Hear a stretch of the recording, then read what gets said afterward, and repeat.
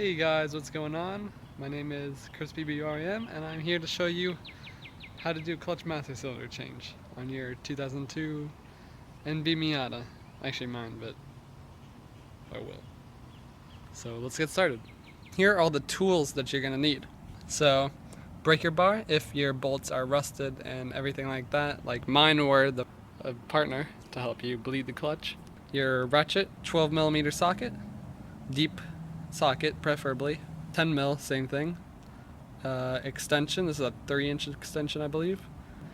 12 mil open-ended wrench and 10 mil open-ended wrench. Torque wrench for torquing down your wheels, and a bleeder tool. Now bleeder, I'll explain this just a little bit. This is 1/4-inch inner diameter tubing, plastic tubing. And what this does is this fits over the bleeder nipple, and you put it tightly over the bleeder nipple and everything like that. So when you open and close the valve, the fluid will go up into there, into the cap, which I've screwed a hole through. And this goes all the way down into the bottom of the bottle.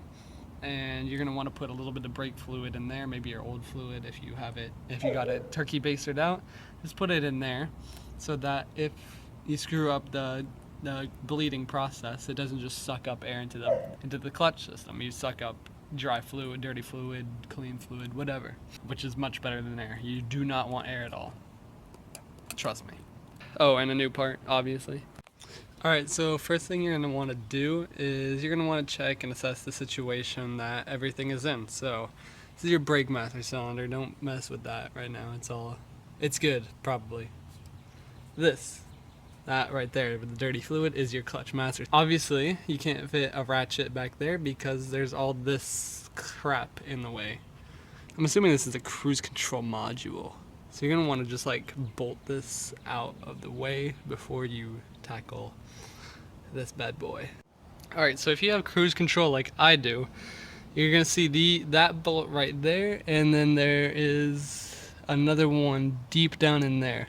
So for that one right there, you're going to definitely need an extension. There's no way around it.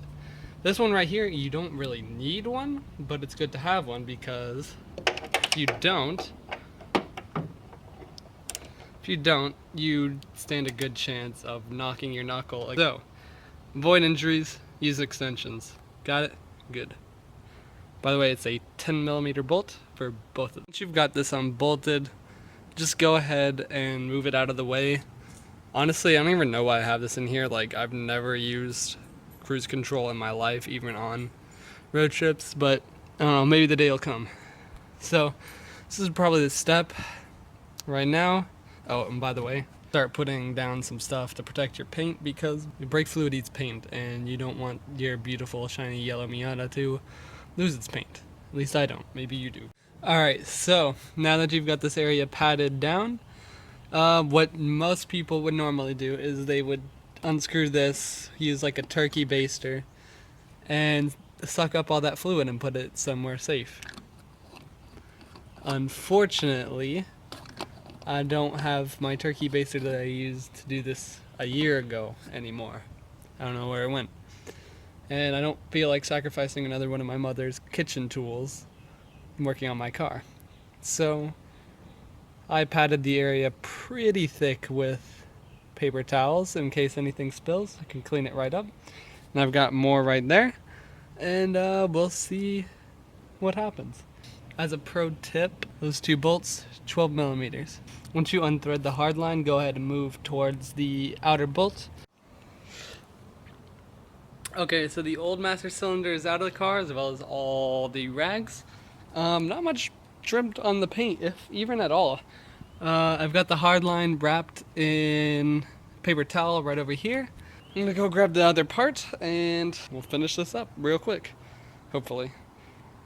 Alright guys, so this is the new part. So you've got your nuts threaded on, but do not have them tight. In fact, have them a little bit so that the master cylinder can wiggle waggle and do its thing, you know?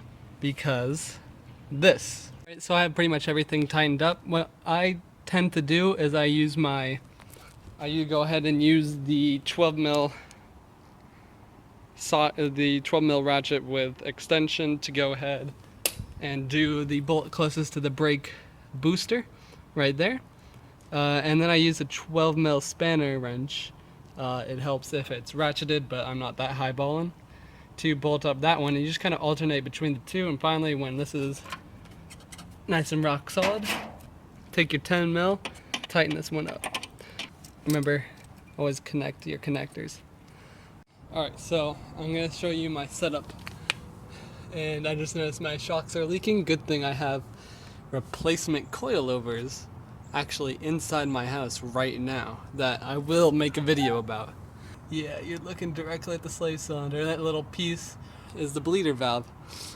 And that's what my bleeder will hook up to. Alright guys, so I want to thank you guys so much for watching my video. If you have any comments, questions, or concerns, hit that comment button below.